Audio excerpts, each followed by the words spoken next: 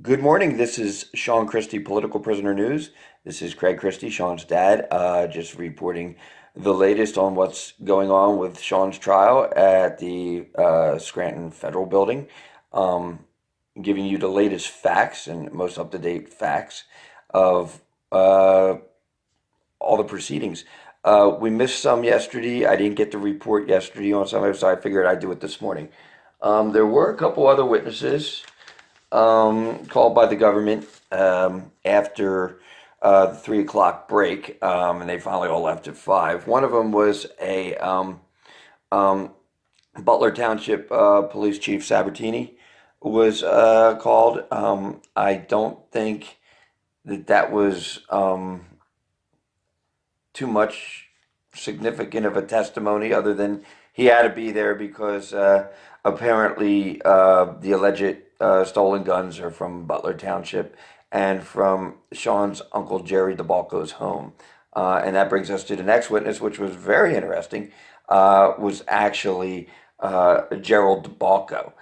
Gerald DeBalco is actually Sean's uncle, Karen Christie's brother, my wife. So let's get that all out of the way. Apparently, what he told on the stand, what he testified on the stand for the government, was completely different than the phone call that he gave my wife the night that this alleged incident happened. And apparently, he said, quote unquote, if I knew it was Sean, I would have never called the police. Um, so, I think there's a lot to talk about with Uncle Jerry, as WNEP is calling him. Uncle Jerry pretty much has told Sean all his life that anything he needs, just come and get it. So he was one of the closest uncles to Sean as Sean was growing up. And it's quite interesting now to see this big turnabout. And the only thing I can imagine why he's really turned on his nephew so hard is the fact that basically the federal government and the Pennsylvania State Police probably have a lot on Jerry. Jerry was a Klein Township police officer. So was Jerry's dad, Gerald DeBalco. That would be Karen's dad, and Karen's uncle, Alfie Soboleski. All worked for the Klein Township Police, and all were working with the Attorney General's office at the time here in Pennsylvania to cover up basically a little horror house. So that was back on Haddock Road in Klein Township. That it was a big operation. It would run girls back and forth from Florida all the way back to Pennsylvania. So they were getting a lot of out of state talent and everything.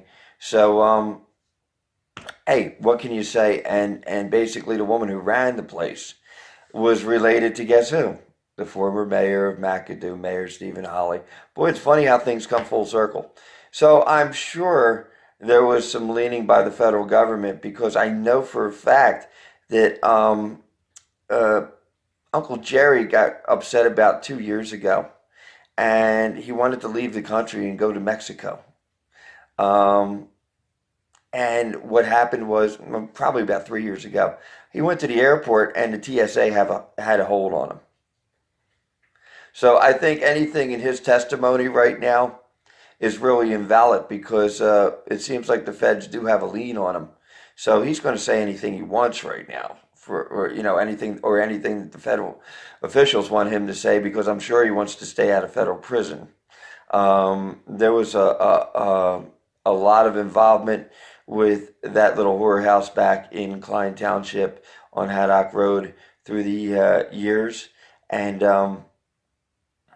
Klein Township police have known about it. All the local police have known about it. State police out of Frackville have known about it. They're all part of the cover up. The county seat in Pottsville, they know about it. All part of the cover up. It's good old boy stuff. FBI definitely knew about it because they were running stuff back and forth from Florida. I'm sure some FBI officials, some older officials in the Allentown FBI office probably made a nice little pocket on that. And why does the name Alan Jones come up as a possibility? Wow. Once again, for all the corruption around here that nothing is done about, now we're starting to see pattern. And if anything good is coming out of this, we're starting to see the players around here who are really involved in the local corruption here. And it does go all the way up to the Allentown FBI office.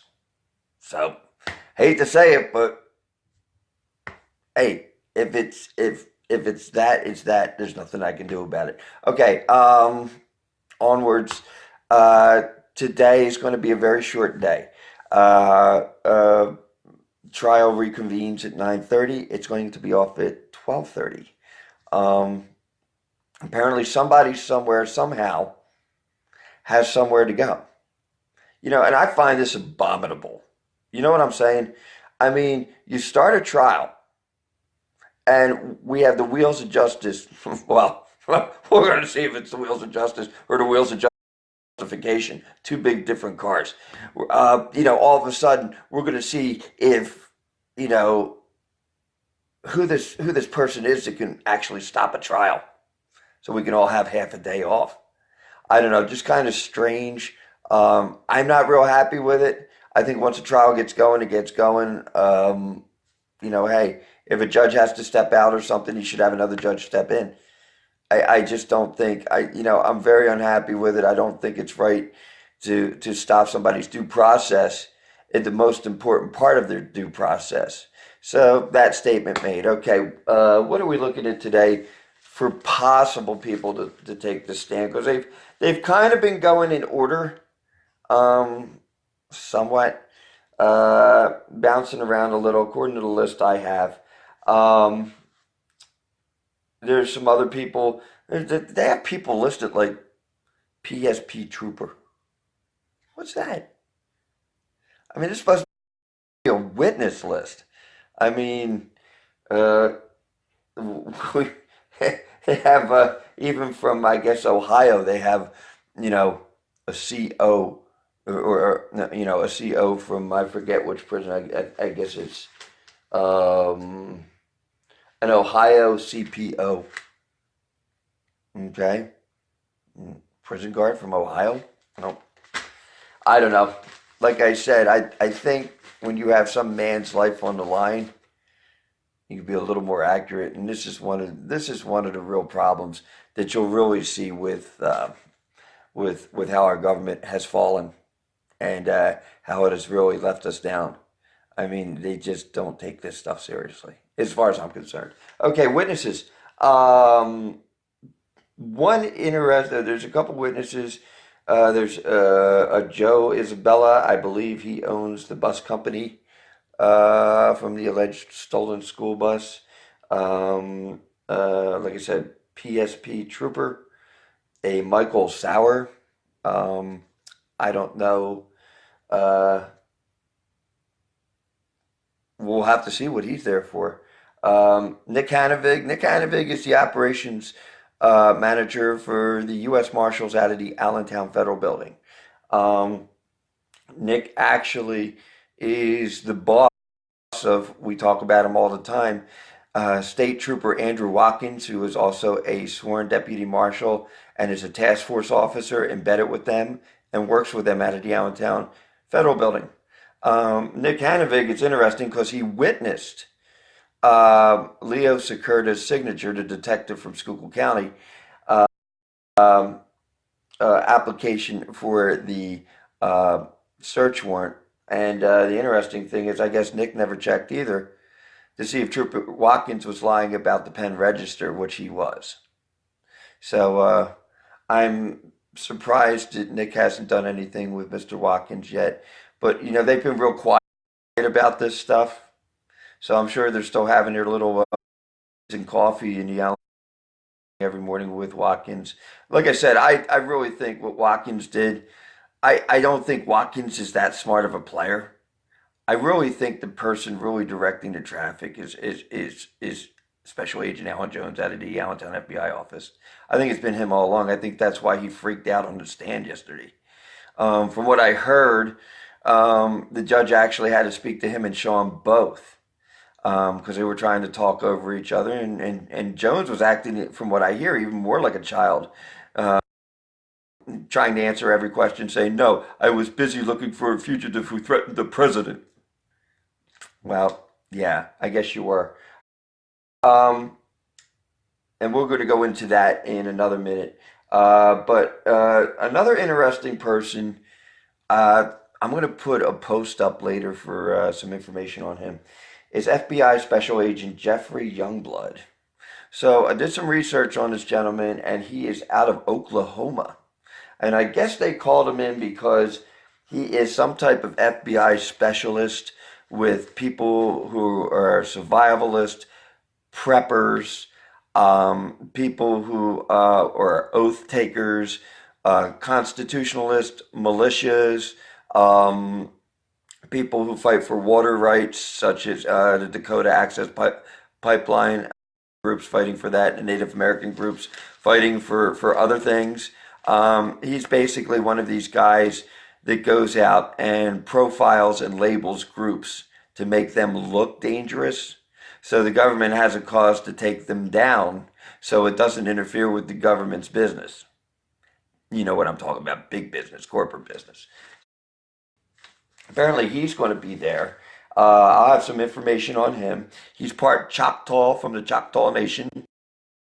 About helping the Choctaw Nation out as an FBI agent, finding somebody doing some corruption high up in the Choctaw Nation. From what I can say to Agent Youngblood, is that sad that the Choctaw Nation even needs the FBI and can't take care of their own business. So it's quite a sad day. I'm sorry to hear that.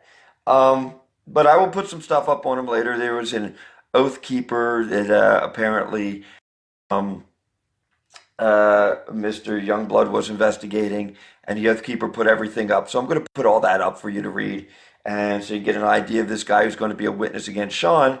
Apparently, more, I guess, to kind of label Shawn some type of radical, because Shawn was Christian homeschooled.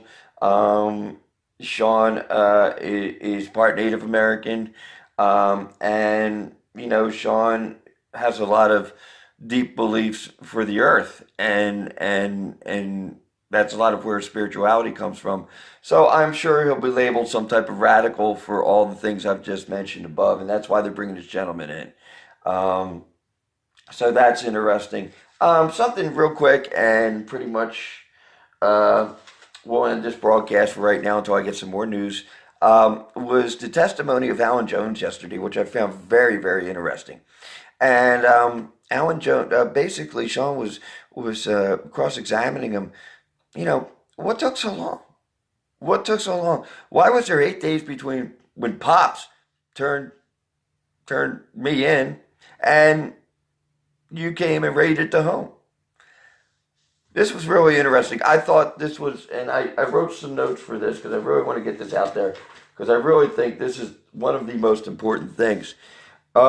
We've been questioning why 8 days, no communication, no contact, enough time for Shawn to, if Shawn was the real deal, to go down and try to kill the president of the United States, right? Well, this is real interesting. Jones said that apparently the U.S. Marshals were out looking for Shawn, and they were looking for Shawn right after Shawn allegedly threatened Northampton law enforcement, which I think was, I think they're saying was around, um, I guess early June, I guess the beginning of the month or something like that. I have to look at the notes, I have to look at the indictment, it has the dates in it. But the interesting thing is Jones said the marshals were out looking. Well, wait a minute. Why didn't they look here? That's so interesting. That's real interesting. And apparently, from what we're hearing, there's another mixed story, apparently, that the marshals were looking for Shawn since May 30th when he didn't show up for jury selection for the McAdoo Mayor Stephen Holly trial here in Schuylkill County. So if you take this all into perspective, okay, apparently According to Agent Alan Jones, which probably is a better spin doctor than President Clinton, um, apparently the marshals were looking for Shawn. So that would have been about, if you say even the fourth or the fifth, say 7 days. 7 days, they never came around. We're looking around the neighborhood. 7 days, they never came and knocked on the door. 7 days, they said they were looking for Shawn, which I imagine they were looking in the strip mines. Well, you know what's interesting? Guess who was out there? Pops. And Pops is good at tracking. And you know what? I don't see nobody out there. And you know what else? No tracks. No tracks at all out there. So I don't know where they were looking. I have no idea where they were looking. I didn't see any of their undercover vehicles, and trust me, I know basically all of them. They're not that good. And so that would be 7 days before I turned Shawn in, and then another 8 days. So on top of all that, that's 15 days. 15 days. So they're saying that Shawn threatened law enforcement agents from Northampton County, saying if they tried to arrest him, he would kill any of them. 15 days. You know, Shawn could walk to Northampton County from here in Schuylkill County and McAdoo in 15 days. So once again, did they want dead law enforcement agents from Northampton County? Did they want dead cops? Of course they did. Of course they wanted dead cops. You know who wants dead cops the most? Other cops. It makes good business. Hate to say it, folks, and some of my law enforcement buddies who I'm real good friends with, we talk about this all the time, and I tell you, you know what? They will drop you in a second, another law enforcement officer to set somebody up. You know, that's the whole Eric Frayne story, but I could do a whole special on that. But basically, yeah, 15 days, okay? And then what really makes the story strange is this, when you go into it, okay? I turned Shawn in on June 12th, okay? Now, here's what's interesting. According to the search warrant for the home out of Schuylkill County, June 13th, supposedly, State Trooper Andrew Watkins gets a pen register out of Northampton County. Well, now we know that was false, that he never got that, okay? I already checked with the Northampton courts. That was never applied for. It was never given, okay? Well, now we're starting to see Agent Jones really trip up and starting to really show us what happened, okay? In that search warrant, okay, about that pen register. Well, this is something interesting. Shawn had a phone on him the whole time, and they knew it. Shawn was on Facebook. They knew it. Why wouldn't they get a Northampton, or if they were going to go to Northampton County, why would they go to Northampton County for a pen register? If they were going to get a search warrant, why didn't they do it all the way back around June 4th, June 5th? And why didn't they get the search warrant from Schuylkill County then? From Judge Byers' office, okay, from Judge Byers' Magistrate Court down there. Why didn't they do it back then? They knew he had a phone. I knew you were pretty smart out there, everybody. You just answered your own question. They knew he had a phone. They knew where he was. So even more proof that Alan Jones, who was in charge of this whole operation, wanted Shawn to do the dirty deed. He wanted him to kill a cop. He wanted to try to kill a cop. He wanted him to at least do something so they could put a couple bullets in his head to clear up Jones's career. Because remember, Alan Jones has a lot of problems. Okay? He's trying to put a kid through Villanova College right now. Okay? And from sources I hear, has a little gambling debt. He's a big sports nut. So, yeah, you can see now why 15 days. 15 days. They felt he was such a threat, 15 days. So they basically waited. If you look at it, they raided us June 20th. Saying, oh, well, the pen register's information says he's been doing it from his bedroom. Nah, sorry. Doesn't work. And you know what's really sad? Law enforcement's allowed to use a device called a stingray. Okay? What a stingray does is basically this. It was developed more for the military overseas, for urban policing and stuff like that, and for intercepting communications with cell phones. The police have them. They use them all the time. A lot of times they use them without warrants. Um, they're interesting because it's a lot better than a pen register warrant. A pen register warrant puts your location about 120 foot from where you are. It can float back and forth even, I've watched my locator on my cell phone on a windy night. I could be jumping 50, 60 foot, look like Spider-Man. But apparently a stingray can get within a few feet of you, even if you're hiding in a closet in your home. So they were saying all of a sudden, they were saying after 15 days in the woods, all of a sudden, Shawn came home and he was in his bedroom. And they don't have a pen register to even prove that, and we could see they lied about all the communications, all the phone calls. They would have been having to use a stingray, which they would have had, according to the circuit courts here in the United States. They have to have a warrant for that. So apparently, we know Shawn wasn't here, and they weren't really interested if he was here before. So I say two things.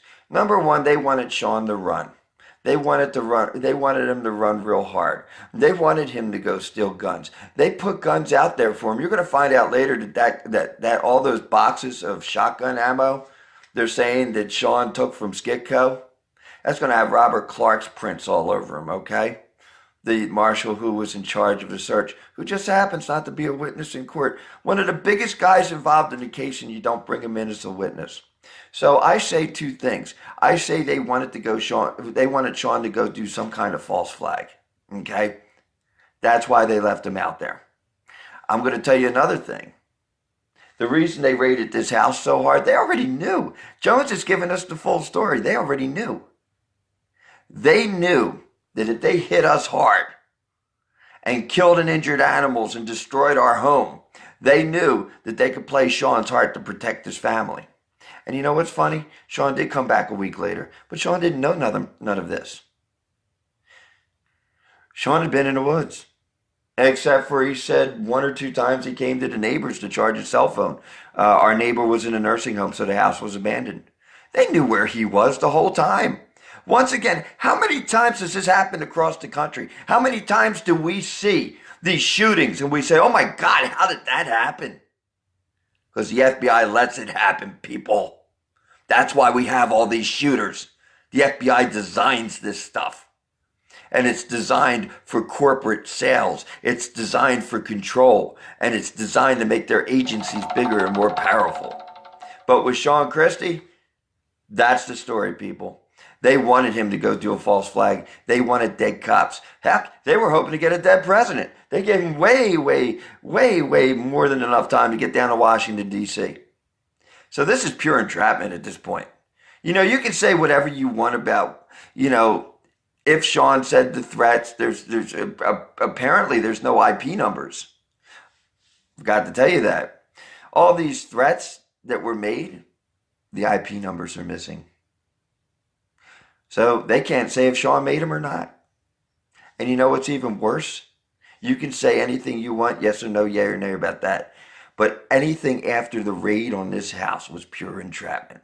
They knew what was going on. Alan Jones is one of the dirtiest FBI agents in America. And we're going to prove it. And we're going to make sure that the legal system will have no choice but to indict Special Agent Alan Jones. That's a promise. Okay, thank you so much. Going to wait for the team to get there. Karen and Jessica should be getting there real soon. And as soon as I get the reports, I will put something up. So once again, love you people out there. If it wasn't for you, we couldn't have done all this for Shawn. We thank you for loving him and love your support. And we will be back on at the latest news we get. So once again, this is Craig Christy, Shawn Christy, Political Prisoner News. Thank you so much and much love. with Shawn Christy, political prisoner news. Just giving you an afternoon update how the trial is proceeding against Shawn Christy at the Scranton Federal Courthouse in Lackawanna County. Um, Basically, not much happened today. Very short day. It started actually a little later than normal. I think it started around 10. One of the jurors was about a half hour late. And once it got started, the first witness that was brought up was a Michael Sauer, who is the gentleman in charge of the security footage for Sheetz gas station, hoagies, and anything else you like. So that was the kind of the first witness for the government that was brought up today. That was the kind of really not too eventful. Um, People were kind of trying to figure out where they could get some no-dos. The second witness, and the one that ended the day, it was so long, was Nick Henevig, the operations manager for the U.S. Marshals out of Allentown. That's right, our filthy jackboot marshals. Yeah, well, the real neat thing with Nick was Nick Henevig was actually, Sean didn't even get to cross-examine him yet. Basically, what happened was Nick just lied for about an hour on the stand. Some of the things he lied about, the government was asking him if there was any damage to our home during the raid. So it's good that the government made this a catching point. Nick said no. The only thing we did was we took some screens out of the window. Well, we have the pictures to prove it, and we also have Haley Bianco and WBRE who did a walkthrough and filmed it. So that's not true. They, once again, are lying their ass off. And remember, Nick Hanevig is the boss of State Trooper Andrew Watkins, the deputized U.S. Marshal that is a task force officer with him. So Nick's protecting his livelihood right now. Basically, Nick Hanevig, I could definitely tell you about Nick Hanevig in the future won't be a marshal. No, I have a signature on that search warrant, and that's from Schuylkill County. That's the one that his employee, Andrew Watkins, lied about the pen register warrant, which was very nasty. Very, very nasty. And also, it looks like that we'll just have to file a civil suit against Schuylkill County.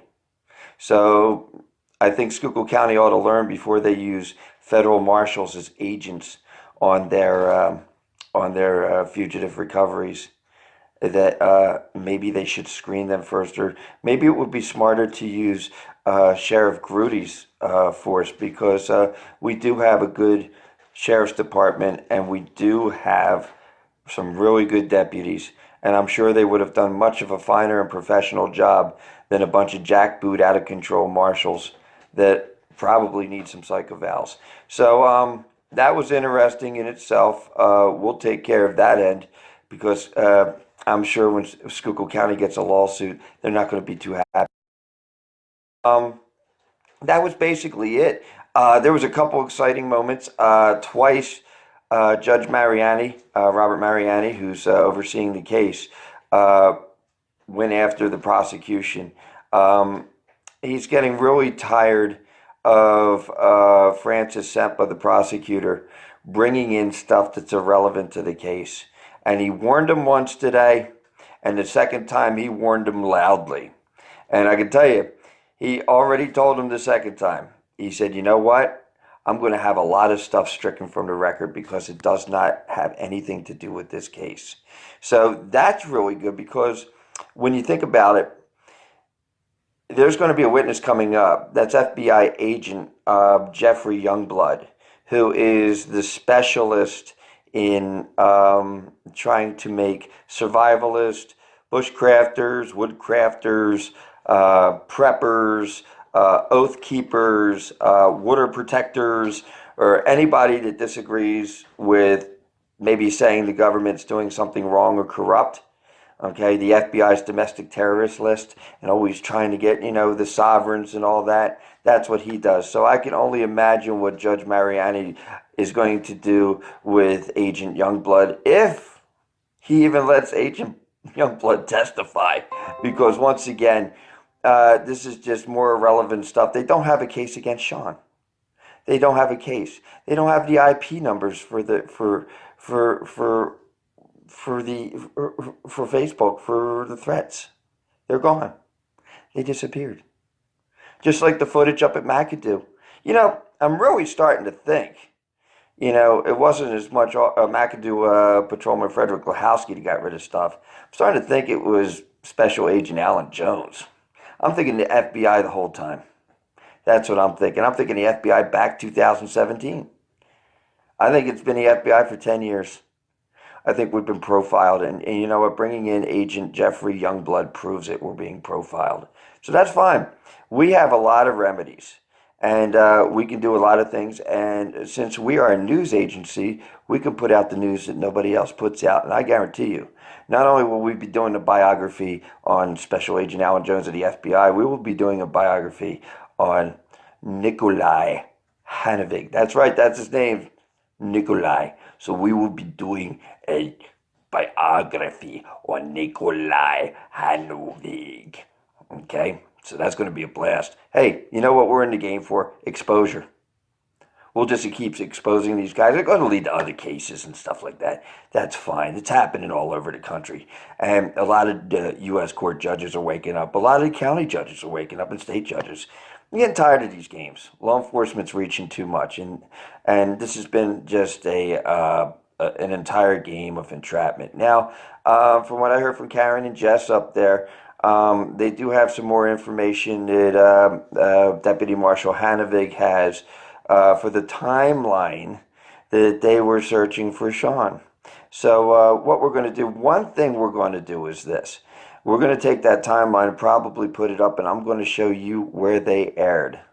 Because between the testimony of FBI Agent Jones and between Deputy Marshal Hanovig, they just gave us some gifts. So it's an early day. Shawn did great. At the end, Hanovig was still on the stand. Shawn said because they wanted to close down 12:30. I have a whole lot of questions from this testimony. This was really good stuff. He said, "Can we just recess at this point and continue tomorrow?" And Judge Mariani looked at Shawn and said, "You know what? I was thinking the exact same thing. We sure can." So I think the word is starting to get across. And you know what? The more these guys lie, the more I'm going to expose them. So there you go. Love my job. Love it.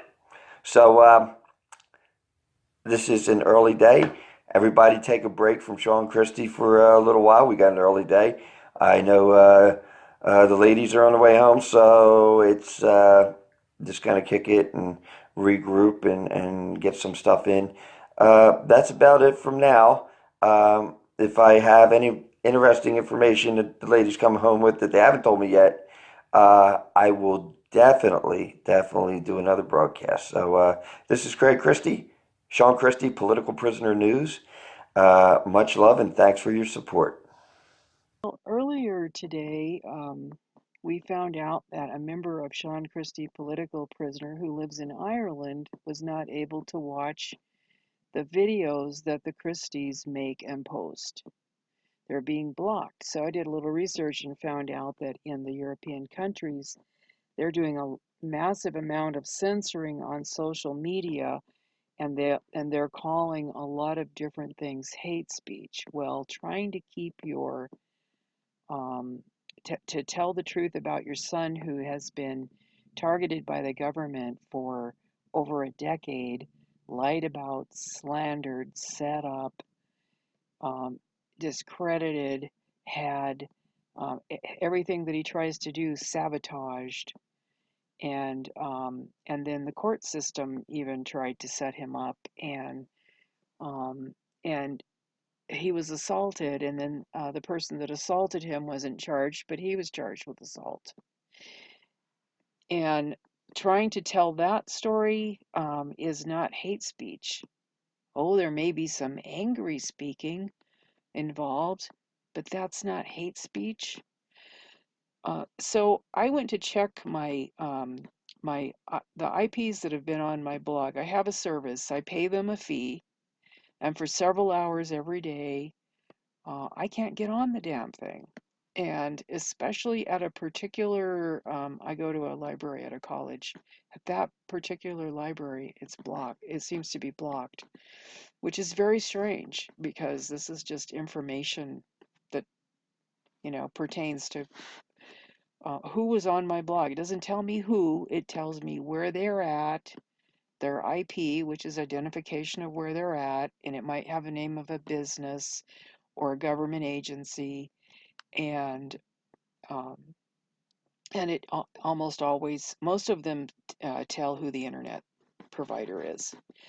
And so I just checked. I can usually get on in the evening, and I'm assuming that it's because they are manipulating stuff. I don't, and they're never, all of the hits on my blog are never all on here. In fact, there can just be a very small amount of them that are on here. And so I'm assuming it's government agencies that are on there and that they're removing. And so when I went to check, I found something really interesting, especially considering what Emma said earlier, that she can't see the videos the Christies are posting. People in other countries are trying to get on my blog to find information about Shawn Christy, it looks like. Hungary, Japan, Italy, Albania, the Netherlands.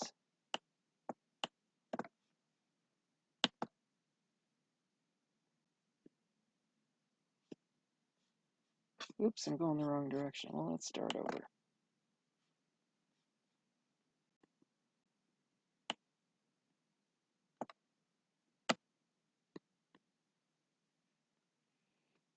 The first one I saw was Nuremberg, and this is a proxy, which means that that's not really where they're at. But I'm always saying we need to have Nuremberg trials again because there's a Holocaust of people being targeted and having their lives destroyed. And some people even end up dead. And there needs to be, people need to go to prison for that. And I've never believed in the death penalty, but the people that have put this program together have got to be very dangerous psychopaths. I would not mind if those people were put to death. So that kind of triggered me, and then I went on down and saw India, the UK, Singapore,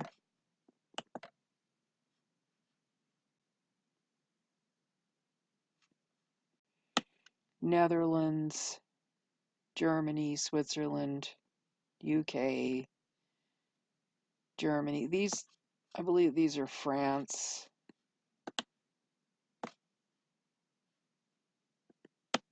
Because when I check the internet provider, they're in France.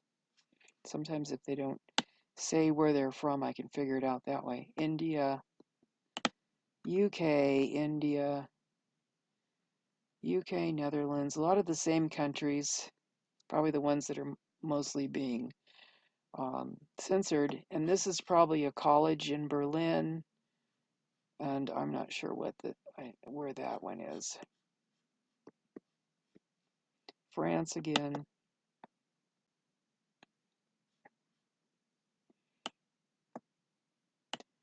That's South Africa, but it's proxy. It could be in South Africa, but they didn't want anybody to know uh, who, who exactly they were.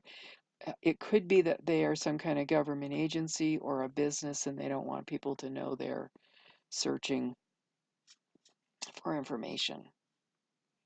Then we have Germany again, and another proxy, and this is probably some other country. And so here's how I can figure it out. I can go like this, and it's a cloud, and it says it's a European cloud computing company. So that is in Europe, but I don't know specifically which country. Singapore, Ireland, that may be Emma. Spain, I think we already did this next one.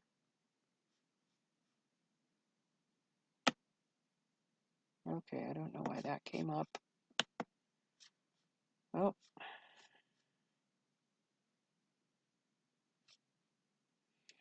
See, this is the kind of stuff that happens. That's one of the things that keeps happening. Make that go away while it's coming up. What page are we on?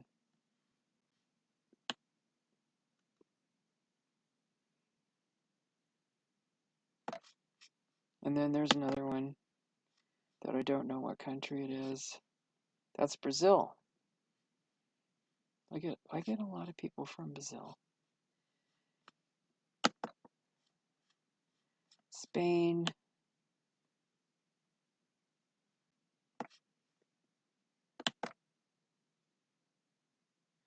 And that's most of them. There was way more hits on the blog. Oh, there's Hungary, Tokyo, Japan, Italy, Albania. I think we may have seen this one. Yeah, we did see that page. So there's a lot more hits on the blog than show up over here. And I think they just don't want me to see who they are. And I'm having massive electronic attacks. I had the police harassing me and all kinds of crazy stuff going on. I was targeted for a parking ticket and different things. And that didn't work out too well for them because I made videos and posted those online about it. And so I think what they've decided to do is electronically harass me. So I get these constant updates, and then when I download the stuff, it fails over and over again. That's what those and you know when you're a target, you know after this stuff has gone on for a very long time that if something's going on, they're going to do that, and it starts happening, and you know that's why it's happening. So I'm trying to record. I normally do screenshot recordings or screen recordings of the videos that the Christies do, and then I post them on YouTube, and then I put them on my blog. Well, if I start recording something, the video freezes, and that's been going on for a couple days. So I'm trying really hard to get those videos recorded and on YouTube and on my blog, and then the people in Europe would be able to watch those. So it's been crazy. It's just really been crazy.